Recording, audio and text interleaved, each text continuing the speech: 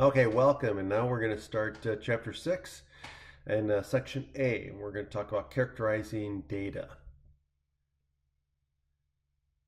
Okay, now the first definition is going to be on a distribution. So far we've talked about specific values, statistics, the basics. And so now we're going to start talking about distributions.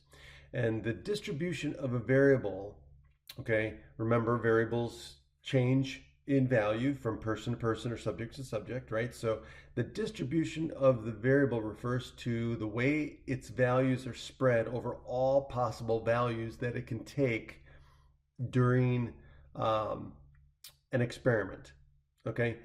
We can display a distribution with a table or a graph. Okay, we've seen some of these. Now, there are different types of measurements and different types of statistics that we're going to talk about. So the first thing that we're going to talk about are measures of center.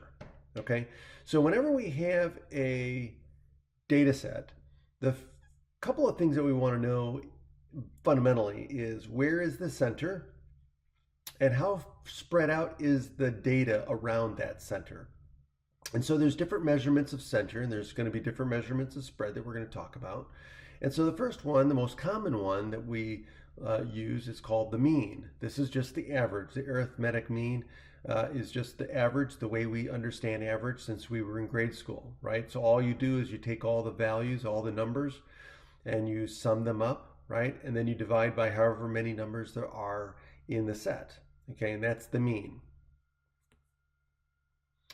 Then there's the median. The median is the middle value. Okay, so this one doesn't involve necessarily calculating, but it involves some investigation and locating the median. So median is the halfway point in the data. So that means 50% of the values fall above it and 50% of the values fall below it. Okay, so the cool thing is that if there's an odd number in a data set, then the median is in the data set. It's the middle value. So it's really easy. All you do is pair up the values, greatest to least, right? You sort them, greatest to least, and then you just pair them up and you just find the middle value. If there's an even number of observations, then there is no middle value, right? Because you could split it in half and there's no middle value. So in that case, the median would be the average of the two middle values, okay? And then the third one is the mode. And the mode is just the most common value found in the data set. Or if you're talking about grouped data, it's the bin or class that has the most values in it. So we call that a modal class, or but in any case, here's an example. Okay, so we have these prices, right? So 8 grocery stores sell this energy drink, this energy bar, for the following prices. So these are the prices sold at each of the 8 grocery stores. And what we want to do is we want to find the mean, median, and mode of each of these, of this data set, of these prices. Okay, well, the first thing we're going to do is we're just going to find the mean. Again, we're just going to add up all 8 values and then divide by 8. Simple.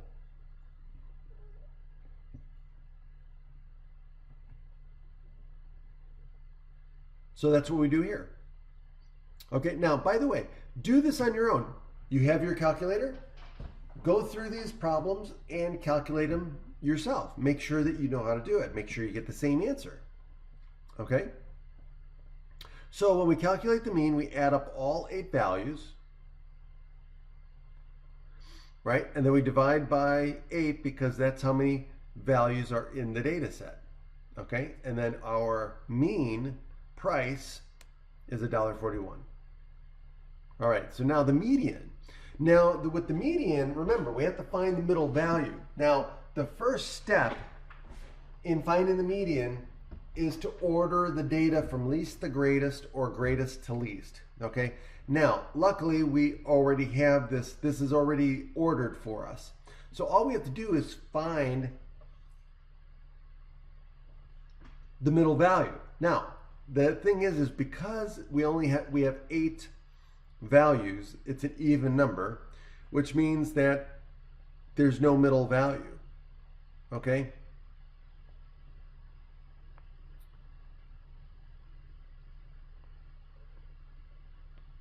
Right? There's no middle value here. So what do? We take the 2 middle values and we take the average of those 2 middle values. So we add them and divide by 2, right? We take the average, or we find the mean of the middle 2.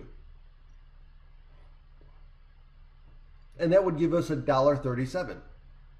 So the median in this case would be $1.37. Right?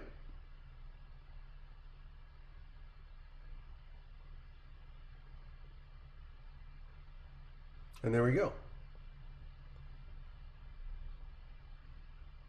And of course, the mode is $1.29 because that's the value with the highest frequency, right? That's the value that comes up the most, right? There are 2 values here for $1.29.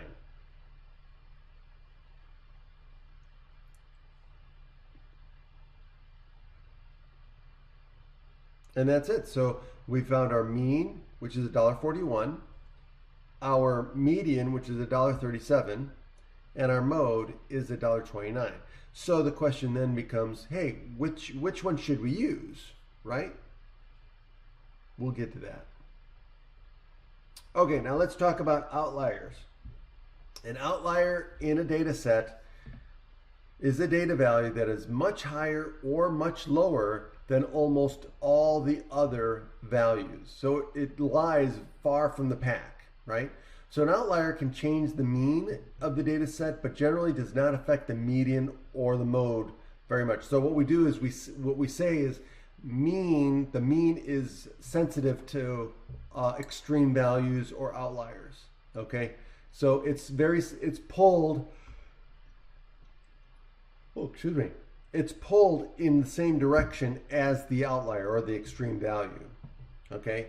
More so than the median or the mode. So the median would be the next lowest sensitive, right? So the median is less sensitive than the mean, but the mode is less sensitive to the median, okay? So when it comes to having extreme values in the data set or outliers, the mean is not going to be the most appropriate measurement of center we want to use. It's much better to use median or mode. In fact, median is usually what we use. Mode is usually only used for, let's say, modal classes, or most of the time for qualitative data. Okay. Otherwise, we're going to use the mean or the median. Okay. So think of this, right? So mean is the most sensitive to extreme values and outliers. Okay. Followed by the median, and then followed by the mode.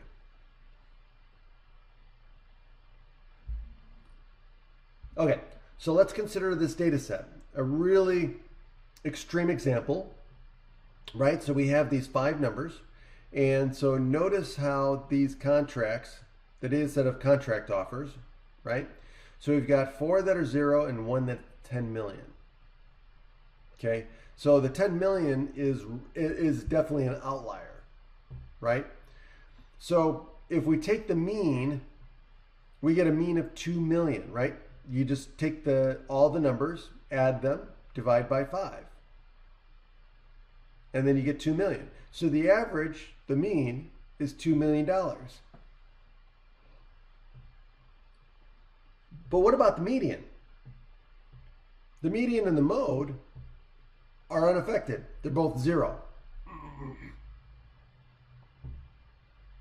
And again, the outliers pull the mean in the direction of the extreme value, the outlier. Okay.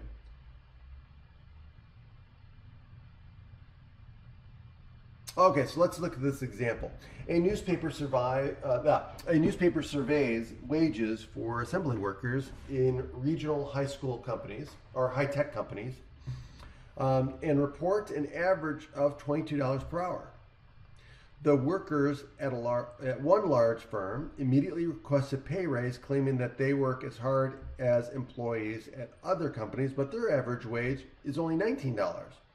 The management rejects their request, telling them that they are overpaid because the average wage, in fact, is $23. Can both sides be right? So let's look at this. Now, there's information we don't know that's going on here, but they're going to disclose it, and it'll make more sense because the way people use words are different. Okay, so we got to make sure that we understand what we mean by when we say average. Okay, so both sides can be right if they're using different definitions of average. In this case, the workers may be using the median while management uses the mean. For example, imagine that there are only 5 workers at the firm and their wages are 19, 19, 19, 19, and 39. The median of these 5 wages is $19, as the workers claim, but the mean is $23 as management claimed. So we just have to make sure that we're using the same definitions. Now the thing is this guy that's making $39 an hour, maybe he's been with the company a long time. Maybe he's got lots of experience. You know, who knows? Maybe he's been there on the job longer than the other 4. Don't know. Okay. It's just something to point out. All right, let's talk about shapes of distributions. So we've got shapes that are what we call single peak or unimodal distributions. Unimodal just means one mode, right? And mode is another word for peak, right? So notice how in both of these graphs, one's a bar graph and one's a line graph, notice that they both have a general unimodal distribution or shape to it, okay? Even though it could be jagged, right? It could go up and down. It generally has this unimodal distribution. And then if we have 2 peaks, it's a bimodal distribution. Okay? And then anything more than 2, we typically just call it multimodal. Now, if we have something that's bell-shaped and symmetric, okay, sort of like this here, a symmetric distribution is a distribution that looks like you could have the same, you could fold it over the center and the right side will match with the left side. Okay, so we call that symmetry. We call that a symmetric distribution. Now, with a symmetric distribution, one of the characteristics that we use, one of the characteristics of a symmetric distribution is that the mode, median, and mean are all the same. So this is something you could use as a criteria of deciding whether you have a symmetric distribution. If you calculate the mean, median, and mode, and they're very close to each other, then that's going to be evidence that the distribution is going to be symmetric. Okay. If they're not close to each other, if they're very different, like in the last example where we had the mean was $1.41 and the median was $1.37 and the mode was $1.29, those are not close to each other at all. So that would be evidence that we're dealing with a distribution that is not symmetric. In other words, if it's not symmetric, we use the word skewed. Skewed is just another word that means not symmetric, okay? So now left skewed. Left skewed, by definition, where most of the values are to the right, okay? Where the larger values, the outliers or the extreme values, are to the left. Okay, so the tail on the left is going to be bigger than the tail on the right, okay? And so we call this left skewed. Now, the way I always remember it and I teach it is left skewed just means that the tail on the left is larger than the tail on the right. That's the way you look at it. Okay. Now, also notice that, remember what I said, the mean is more sensitive to extreme values. So if it's skewed left, notice how the mean is less than the median and the median is less than the mode.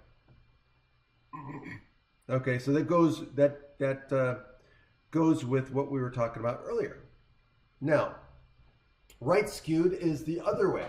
So right skewed, most of the data is centered around the left side, but the tail on the right is longer than the tail on the left. So right skewed means that you have extreme values or possibly outliers on the right, and that's going to pull your center, it's going to pull your values further to the right. So again, look at the median, the mean, median, and mode.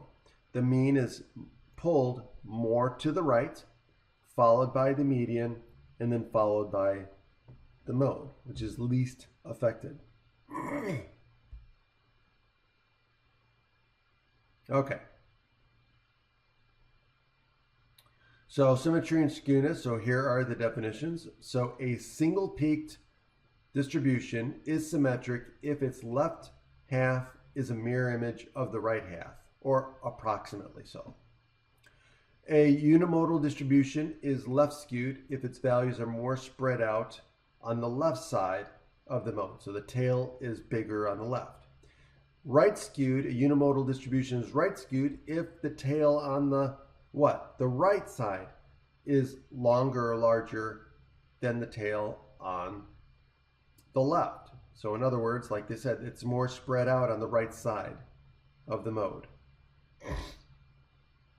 So let's look at these values. Now, I want you to think about these as we talk about them. Even if you kind of like disagree or have a different idea, let's just think about these. So A is the heights of a sample of 100 women. So we randomly select 100 women and we're talking about heights, right? So now heights in this sample, right, are based on natural variation, right? So if you just take a random sample of women at, let's say, Wabansie Community College, we would expect that there's going to be a middle and that it's going to taper off and get smaller to the right and to the left. And so we would expect heights of women to be symmetric. Okay? Now B, number of books read during the school year by fifth graders. Okay? Now think about this one. The least number of books you can read that a fifth grader can read is 0. Right? Now, what's going to happen? I would imagine that most fifth graders are going to read about the same number of books, right? They're going to about the same number of books, right? So let's see, we got 1, 2, 3 books, 4, all the way to, let's say, 30 books, right? And let's say during the school year, you've got maybe around, let's say 15, right? And let's say most of the school kids are going to maybe read around 15. I'm just making these numbers up, 15, right? And then you're going to have some that are going to do less, but you're going to have maybe a couple of students that are going to be gung-ho, they love to read, and they're going to read 30 plus books, right? So, you know, maybe they read 45, or maybe they read 100, I don't know. But you're going to have some that are going to be out there, right? So you're going to have something that's obviously it can't be less than 0. So you're going to have something that does this. So this would most likely have a right skewness. And pardon my drawing, it's not the best. But what you're going to do is you're going to have something that looks like this. You're going to have something that has a tail that's bigger on the right. So this is going to be right skewed. Okay. Now what about C? C says speed of cars on a road where a visible patrol, okay, keyword visible patrol car, so there's a cop that's visible, so everybody can see him, using a radar to detect speeders. So now here's the thing, how would most people react? Think about it. So let's say you've got speed limit, right? Let's say you got a speed limit posted speed limit of 45 miles per hour, and there's a cop sitting there with a radar, and everybody can see him. What's going to happen? Where are most drivers going to keep their car at about? Yeah, it's going to be around 45 miles per hour. They're going to stay right around 45 miles per hour. Where are most people probably going to do? They're not going to be going too much over 45, maybe to 50. Okay. But most of them are going to be at what? 45 or even lower.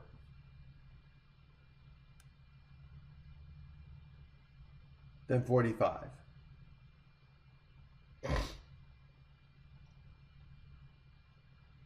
So my guess would be that this is going to be left skewed.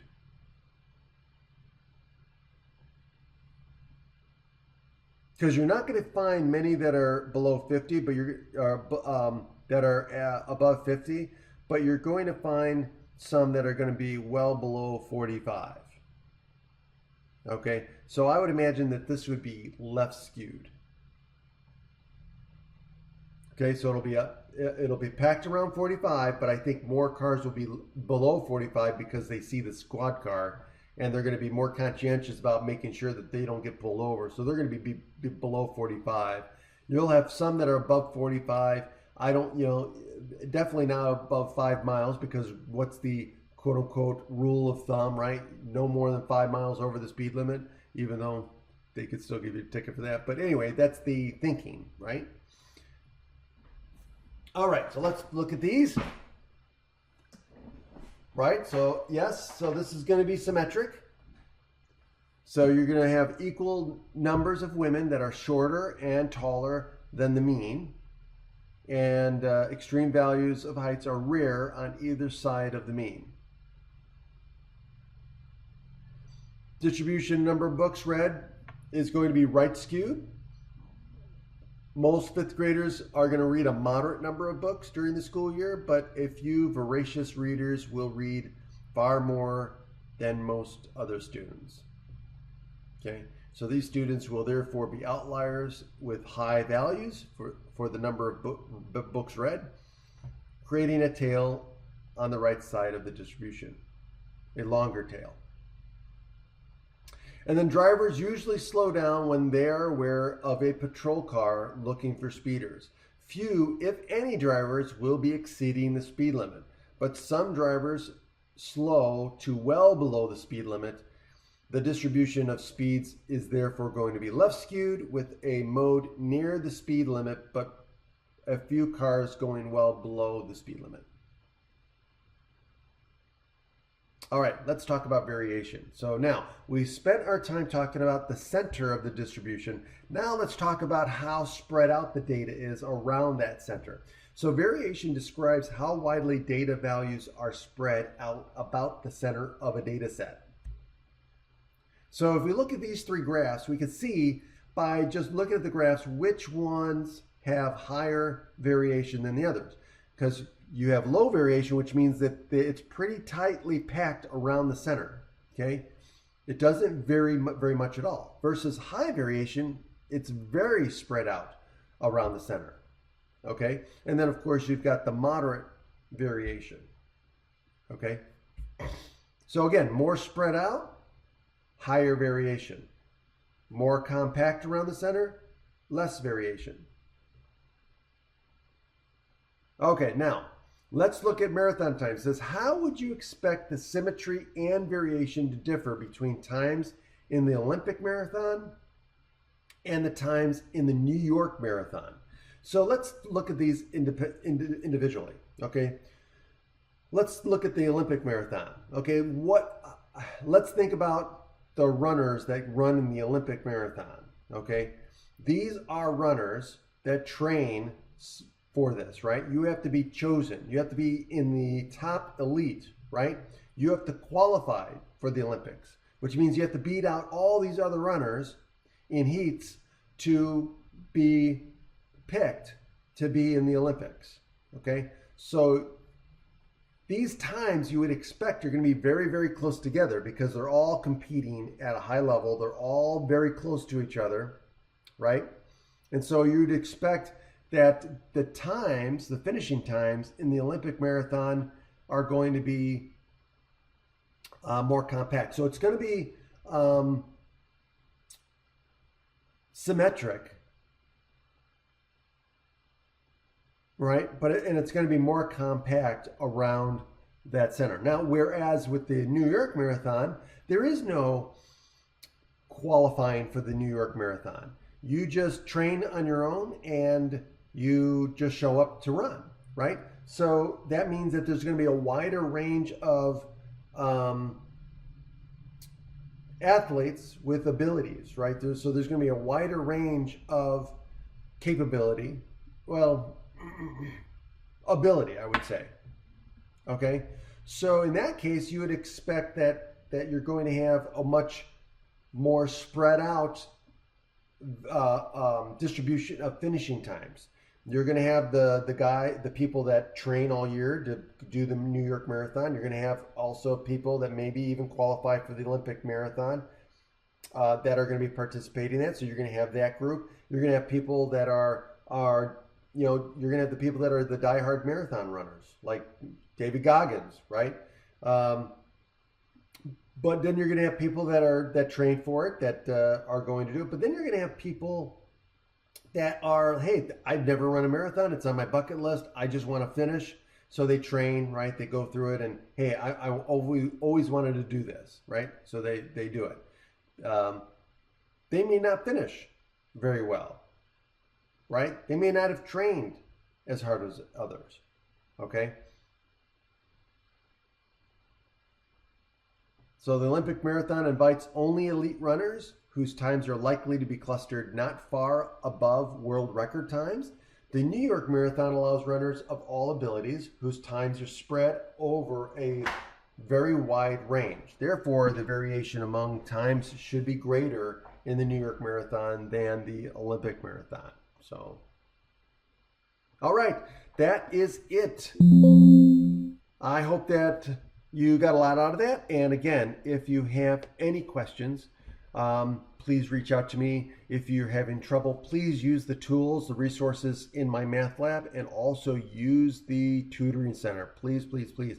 The tutoring center is a great resource for students to get help and even one-on-one help, or in small groups. Okay. So please use the resources available to you at the college. They're there for you for that reason. We want you to be successful. So again, if you're falling behind, if things are not making sense, get the help you need in order to do well in the class and to successfully complete the course with whatever grade you want to get. Other than that, I will talk to you later. Take care.